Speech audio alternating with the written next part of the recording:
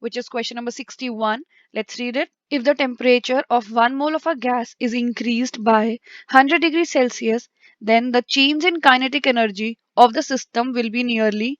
Student, first of all, we need to know that for 1 mole of a gas, kinetic energy is equals to 3 by 2 RT. So, we have to calculate change in kinetic energy. Initially, I'm assuming the temperature is T Kelvin and the final temperature is T plus 100 Kelvin. So, delta E is equals to 3 by 2 R T plus 100 minus 3 by 2 R T. So, let's take 3 by 2 R common. T plus 100 minus T is equals to 100.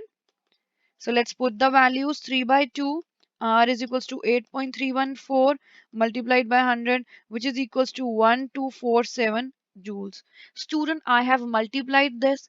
Please you avoid using calculator, trying to solve maximum questions with your hands only, and in recent eventually your speed will increase. So don't worry about the speed right now. Eventually your speed will be increased.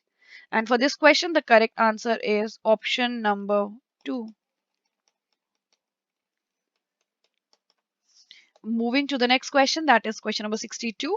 Let's read it. The ratio of root mean square speed to most probable speed of oxygen gas is.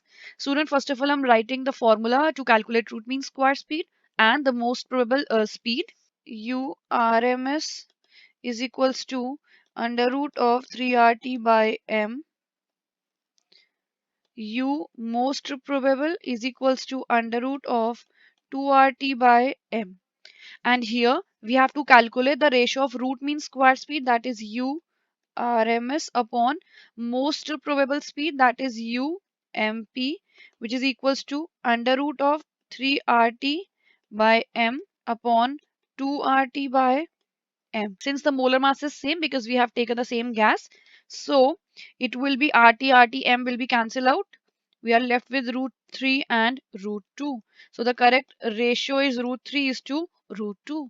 That means the correct answer is represented in option number 4. Moving to the next question, which is question number 63. Let's read it.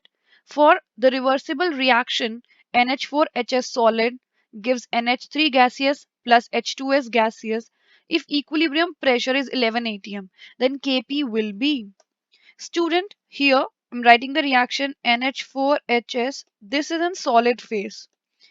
And here NH3 is gas and H2S is gas. We are given that the equilibrium pressure is 11 atm. So here I'm assuming the partial pressure of ammonia at equilibrium is P atm and that of H2S is also P atm.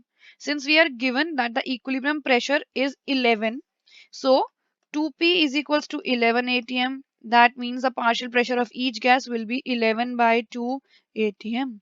Now we have to calculate Kp. Kp is equals to partial pressure of NH3 multiplied by partial pressure of H2S, which is equals to 11 by 2 multiplied by 11 by 2, which is equals to 121 upon 4 atm square. That means the correct answer is option number 1. Moving to the next question, which is question number 64. Let's read it. Which of the following mixture of solution can behave as a buffer solution? Here in all the options we are given with a strong acid and a weak base. And for this question we need to know that the solution of a weak base and its salt with a strong acid will behave as a basic buffer. That means in option number 1, 10 ml of 1 molar HCl and 10 ml of 1 molar NH4OH, this will not behave as a basic buffer.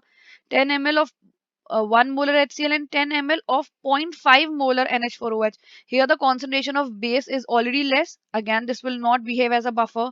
10 ml of 0.5 molar HCl and 10 ml of 0.5 molar NH4OH. Here again the concentration of both the base and acid is same, so will not behave as a buffer. 10 ml of 0.5 molar HCl, 10 ml of 1 molar NH4. Student, let's find out option number 4 because here the concentration of base is more than that of acid, so we'll be able to get salt. So I'm solving for option number 4. HCl plus NH4 OH gives NH4Cl plus water. Here we are given the millimoles of HCl will be 10 ml multiplied by 0.5, which is equals to 5 millimoles. And here for NH4OH, the number of millimoles will be 10 multiplied by 1, that is 10 millimoles. Initially this is 0. So at equilibrium, here I am writing T is equals to 0. At equilibrium, 5 millimoles of HCl will react with 5 millimoles of NH4OH to give 5 millimoles of NH4Cl. And here the millimoles of HCl left will be 0 and the millimoles of NH4 left will be 5.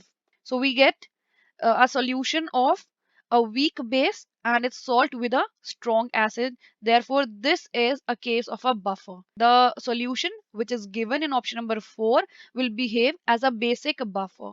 That means the correct answer is option number 4.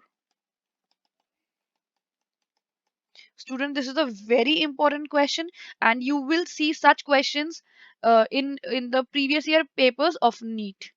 So, moving to the next question, which is question number 65. Let's read it. The percentage enol content is maximum for. Student, here we are given with some carbonyl compounds and we have to answer that in which case the percentage enol content is maximum. First of all, for this question, we have to understand that more is the acidity of the hydrogen atom active methylene group. More will be the percentage enol content. In the given options, let's consider option number 3. In this case, there are two phenyl groups attached. And because of the presence of the two phenyl groups, the enol formed will be more conjugated and as a result will be more stable. Let's consider this. I'm drawing the enol structure of this compound. OH, double bond CH, C double bond O. So we can clearly see that the enol formed either from this carbonyl or from this carbonyl will be more conjugated as a because of the two phenyl groups. As a result, the enol content is maximum in this case. So we can say that the correct answer is option number 3. Moving to the next question.